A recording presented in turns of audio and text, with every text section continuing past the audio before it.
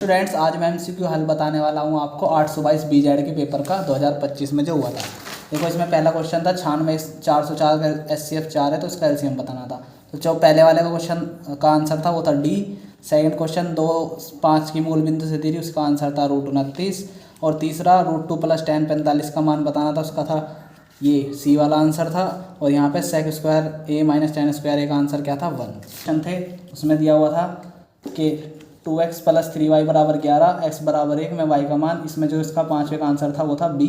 और ऐसे ही छठे का आंसर, इसमें जो पद बताना था हमें कि कौन सा पद है, तो उसका आंसर था 35वां पद। इसी तरीके से जो 7वां सवाल था उसका जो आंसर था वो ए था। और 8वें का आंसर 1 था, यानी डी पार्ट। और 9वें का आंसर था इसमें 1/2। और 10वें का आंसर था 7। और ऐसे ही 11वें का आंसर था पाई सेंटीमीटर। 12वें का आंसर था 57 पाई सेंटीमीटर स्क्वायर। 13वें का आंसर था 90 डिग्री। और जो 14 क्वेश्चन था उसका आंसर था tan स्क्वायर a। 14वां क्वेश्चन आपको बता दिया। 15वें क्वेश्चन का आंसर था 77/3। और 16वें क्वेश्चन का आंसर था ए पार्ट यानी 6 सेंटीमीटर। 17वें क्वेश्चन का आंसर ये बी पार्ट।